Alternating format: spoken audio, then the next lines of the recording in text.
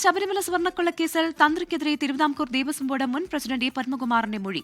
ഉണ്ണികൃഷ്ണൻ പോറ്റിയും തന്ത്രി കണ്ഠരര് രാജീവരും തമ്മിൽ അടുത്ത ബന്ധം. സ്വർണ്ണപ്പാളി അറ്റകുറ്റപ്പണിക്ക് അനുമതി നൽകിയത് തന്ത്രിയെന്നും മൊഴി.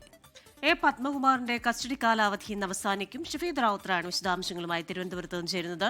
Shafeed, very good morning. ഈ വാർത്ത തുടക്കം മുതൽ ബ്രേക്ക് ചെയ്യുകയും അത് ഫോളോ ചെയ്യുകയും ചെയ്ത ഒരു റിപ്പോർട്ടറാണ് ഷഫീദ്. ഇപ്പോൾ ഓരോ ദിവസവും വരുന്ന വാർത്തകൾ ഭക്തരെങ്കിലും ഞെട്ടിക്കുന്ന വാർത്തകളാണ്.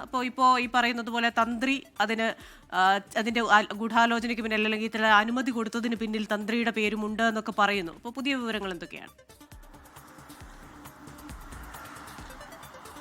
ക്രിസ്ത്യന, നമ്മൾ ഇന്നലെ മുതൽ, അതായത് എ പത്മകുമാറിനെ ഇന്നലെ ഉച്ചയ്ക്ക് കസ്റ്റഡിയിൽ ലഭിച്ച് അത് ഈഞ്ചക്കൽ ക്രൈംബ്രാഞ്ച് ഓഫീസിൽ SIT ചോദ്യം ചെയ്യുന്നത് മുതൽ ഏറ്റവും നിർണായകമായ ഒരു കാര്യമായിരുന്നു എ പത്മകുമാറിന്റെ മൊഴിയിൽ എന്തൊക്കെ കാര്യങ്ങൾ പറയും എന്നുള്ളത്. ഇപ്പോൾ ആ മൊഴിയുടെ ചില വിശദാംശങ്ങൾ പുറത്തേക്ക് വന്നിട്ടുണ്ട്. അതിൽ ഏറ്റവും പ്രധാനം തന്ത്രിക്കെതിരെ എ പത്മകുമാർ മൊഴി നൽകിയിട്ടുണ്ട് എന്നുള്ളതാണ്.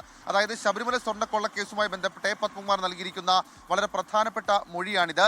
തന്ത്രി കണ്ഠരര് രാജീവർക്കും ഉണ്ണികൃഷ്ണൻ പോറ്റിക്കും തമ്മിൽ അടുത്ത ബന്ധമുണ്ടെന്നാണ് എ പത്മകുമാർ SITക്ക് നൽകിയിരിക്കുന്നത് മൊഴി. മാത്രവുമല്ല, ഈ അറ്റകുറ്റപ്പണിക്ക് തന്ത്രി അനുമതി നൽകി എന്ന കാര്യം കൂടി എ പത്മകുമാർ പറഞ്ഞിട്ടുണ്ട്. അത് ഈ തന്ത്രി അനുമതി നൽകിയതിനു ശേഷം ഉദ്യോഗസ്ഥ ഇടപെടൽ നടന്നു. അങ്ങനെയാണ് ദേവസ്വം ബോർഡിന് മുൻപിലേക്ക് ഇക്കാര്യങ്ങൾ എത്തുന്നത് എന്നുള്ളതാണ് നിലവിൽ ഇപ്പോൾ എ പത്മകുമാർ നൽകിയിരിക്കുന്ന മൊഴി. ഒരു കാര്യം കൂടി എ പത്മകുമാർ പറഞ്ഞു എന്നുള്ളതാണ് പുറത്തേക്ക് വരുന്ന വിവരം. അതായത് ഉണ്ണികൃഷ്ണൻ പോറ്റിയെ ശബരിമലയിൽ സജീവമാക്കിയത് തന്ത്രിയും ഉദ്യോഗസ്ഥരും കൂടിയാണ് എന്നുള്ള കാര്യം കൂടി എ പത്മകുമാർ പറഞ്ഞിട്ടുണ്ട്. അതായത് ബാംഗ്ലൂരിലായിരുന്ന ഉണ്ണികൃഷ്ണൻ പോറ്റിയെ ശബരിമലയിലേക്ക് എത്തിച്ചത് തന്ത്രി കണ്ഠരര് രാജീവരാണ്. മാത്രമല്ല, അതിനുശേഷം ഉണ്ണികൃഷ്ണൻ പോറ്റിയെ പല വിധത്തിലുള്ള കാര്യങ്ങൾക്ക് അവിടെ ഏർപ്പെടുത്തിയതും അയാൾക്ക് സൗകര്യം കൊടുത്തതുമൊക്കെ ഉദ്യോഗസ്ഥരാണെന്നും എ പത്മകുമാർ മൊഴിയായി നൽകിയിട്ടുണ്ട്. അതേസമയം എ പത്മകുമാറിനോട് എങ്ങനെയാണ് ദേവസ്വം ബോർഡ് യോഗത്തിന് ശേഷം മിനിറ്റ്സിൽ കൃത്രിമത്വം ഉണ്ടായതെന്നടക്കമുള്ള കാര്യങ്ങൾക്ക് എ പത്മകുമാർ കൃത്യമായ മറുപടി നൽകിയിട്ടില്ലെന്നും SITയിൽ നിന്ന് വിവരം പുറത്തു വരുന്നുണ്ട്. ചില സൂചനകൾ അനുസരിച്ച് എ പത്മകുമാർ